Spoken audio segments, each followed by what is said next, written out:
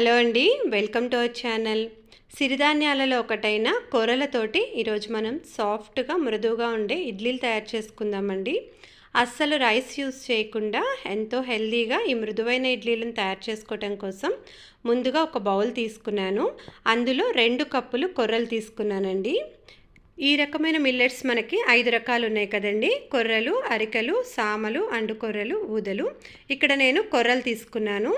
మీరు కావాలనుకుంటే ఈ కొర్రలకు బదులుగా ఇప్పుడు మనం చెప్పుకున్న సిరిధాన్యాల్లో వేటితోటైనా కూడా రీప్లేస్ చేసుకొని ఇదే ప్రాసెస్లో ఇడ్లీలు తయారు చేసుకోవచ్చండి.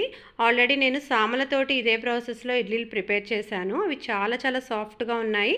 వాటి లింక్ కూడా డిస్క్రిప్షన్లో ఇస్తాను, మీకు కావాలనుకుంటే చూడండి. ఇక్కడ కొర్రలు నేను 2 కప్పులు తీసుకున్నాను కదా. ఇప్పుడు ఇందులో నీళ్లు పోసుకొని దీన్ని బాగా 3-4 సార్లు క్లీన్ చేసుకోవాలి. చూసారు కదా, ఇవి క్లీన్ చేస్తూ ఉంటే మనకి వాటర్ అంతా కూడా మురికిగా అయ్యాయి కదా, అందుకని కొంచెం 3-4 టైమ్స్ క్లీన్ చేసుకోండి. వాటర్ పోసినప్పుడు మనకి ట్రాన్స్పరెంట్గా ఉండేంత వరకు కూడా వీటిని క్లీన్ చేసుకోవాలి. చూడండి, ఇప్పుడు మంచినీళ్ళు పోసుకొని దీన్ని మినిమం 6 నుంచి 8 గంటల వరకు నానబెట్టుకోవాలి. ఈ రకమైన మిల్లెట్స్లో మనకి ఫైబర్ ఎక్కువగా ఉంటుందండి, అందుకని ఇది ఎక్కువసేపు నానితేనే మనకి ఈజీగా డైజెస్ట్ అవుతుంది. చూడండి, ఇప్పుడు దీన్ని మనం 6 to 8 అవర్స్ నానబెట్టుకుందాము. నెక్స్ట్ ఇంకొక బౌల్ తీసుకొని అందులో 1/4 కప్పు మినపగుండ్లు తీసుకున్నానండి. ఇందులోనే 1 స్పూను మెంతులు కూడా తీసుకున్నాను. ఇప్పుడు వాటర్ పోసుకొని దీన్ని కూడా 2-3 సార్లు క్లీన్ చేసుకోవాలి. మనం మంచినీళ్ళు పోసుకున్నప్పుడు ట్రాన్స్పరెంట్గా ఉండేంత వరకు కూడా క్లీన్ చేసుకోండి. ఇప్పుడు ఇందులో మంచినీళ్ళు పోసుకొని దీన్ని 4 గంటలు నానబెట్టుకుంటే సరిపోతుంది. 4 అవర్స్ పక్కన పెట్టేసుకుంటున్నాను. నెక్స్ట్ ఇంకొక బౌల్ తీసుకున్నానండి. అందులో నేను 1/2 కప్పు అటుకులు తీసుకుంటున్నాను. ఇప్పుడు ఇందులో కూడా వాటర్ పోసుకొని దీన్ని ఒక అరగంట నానబెట్టుకుంటున్నాను. మనం కరెక్ట్గా మిక్సీ వేసుకోవడానికి ఒక అరగంట ముందు నానబెట్టుకుంటే సరిపోతుందండి. అటుకులు రైస్ ప్రొడక్ట్ కాబట్టి ఒకవేళ మీరు రైస్కి సంబంధించింది ఏది వాడదలుచుకోకపోతే అటుకులు స్కిప్ చేసేయచ్చండి. కానీ అటుకులు వేయటం వల్ల ఇడ్లీ మనకి చాలా చాలా సాఫ్ట్గా వస్తాయి. ఇప్పుడు చూడండి, అన్నీ మనకి చక్కగా నానిపోయాయి కదా. ముందుగా మినపగుండ్లు మిక్సీ వేసుకుంటున్నాను. అందులో ఉన్న వాటర్ మొత్తం తీసేసి ఒక మిక్సీ జార్లోకి తీసుకున్నానండి. అలాగే నానబెట్టుకున్న అటుకులు కూడా ఇందులోనే యాడ్ చేసేస్తున్నాను. ఈ మిక్సీలో వేసుకునే వాటర్ నార్మల్ వాటర్ కాకుండా కొంచెం డీప్ ఫ్రిడ్జ్లో పెట్టిన వాటర్ యాడ్ చేసుకుంటే మనకి మిక్సీ అనేది వేడెక్కకుండా ఉంటుంది.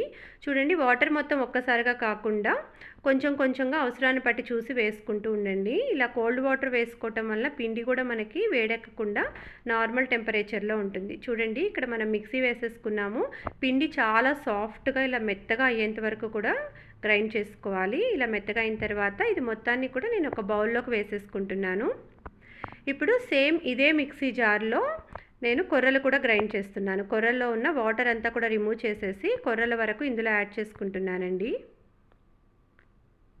ఇప్పుడు ఇందులో బాగా చల్లగా ఉన్న నీళ్లు వేసుకుంటున్నాను. వాటర్ మరి ఎక్కువగా కాకుండా కొంచెంగా వేసుకోండి, అవసరాన్ని బట్టి చూసి వేసుకుందాం. వాటర్ ఎక్కువైతే పిండి మరీ పలచగా అయిపోతుందండి. చూడండి, కొర్రలు వేసుకునేటప్పుడు మరీ మెత్తగా కాకుండా కొంచెం అలా బరక తెలుస్తూ ఉన్నట్లు వేసుకున్నట్లయితే మనకి ఇడ్లీలు చక్కగా వస్తాయి. మనం ఇడ్లీకి వేసుకుంటున్నాం కాబట్టి కొంచెం లైట్ బరక తెలుస్తూ ఉండేలాగా వేసుకోండి. ఇప్పుడు ఈ పిండిని సేమ్ మనం ఇందాక మినపిండి వేసుకున్నాం కదా, అందులోనే యాడ్ చేసేస్తున్నాను. ఇప్పుడు ఇందులో 1.5 స్పూను సైంధవ లవణం వేసుకున్నాను. ఈ మొత్తాన్ని ఒకసారి ఇలా బాగా కలిసేలాగా మిక్స్ చేసేసుకుంటున్నానండి. ఈ పిండిని మనం 6 to 8 అవర్స్ వరకు ఫెర్మెంట్ చేసుకోవాలి. నేను నైట్ వేసుకున్నాను కాబట్టి నైట్ అంతా అలాగే ఉంచేసాను. మార్నింగ్ వరకు చక్కగా ఫెర్మెంట్ అయిపోయింది. ఒకవేళ మార్నింగ్ వేసుకున్నట్లయితే 8 గంటల తర్వాత లోపల పెట్టేసుకోండి. ఈ ఫెర్మెంటేషన్ పీరియడ్ అనేది మనకి చలికాలంలో కొంచెం టైం పడుతుంది, ఎండాకాలంలో త్వరగానే అయిపోతుంది. అప్పుడు 6 అవర్స్కే మనకి ఫెర్మెంట్ అయిపోతుంది.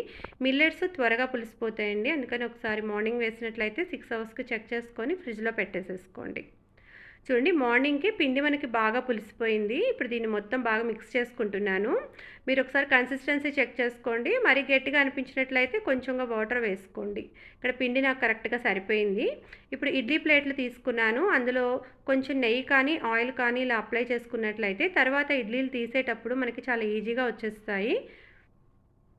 ఈ ప్లేట్ మొత్తాన్ని కూడా ఇలా పిండితోటి ఫిల్ చేసేస్తున్నానండి. తర్వాత స్టవ్ మీద ఇడ్లీ పాత్ర పెట్టుకున్నాను. అందులో 1.5 గ్లాస్ వాటర్ వేసుకున్నాను. మనం ఇది పిండి ఫిల్ చేసేలోపు ఆ వాటర్ కూడా మనకు బాయిల్ అవుతాయి. ఇడ్లీ ప్లేట్లు ఒకదాని మీద ఒకటి ఇలా పెట్టేసుకునేటప్పుడు చూడండి, పై ప్లేట్ పెట్టుకునేటప్పుడు ఆ హోల్స్ ఉన్న దాని కింద పిండి ఉన్న భాగం వచ్చినట్లయితే ఇడ్లీలు పొంగినప్పుడు ఒకదానికొకటి అతుక్కోకుండా ఉంటాయి. ఇప్పుడు మూత పెట్టేసి మీడియం ఫ్లేమ్లో పెట్టి 10 నుంచి 15 నిమిషాల వరకు ఆవిరికి కుక్ చేసుకోవాలండి.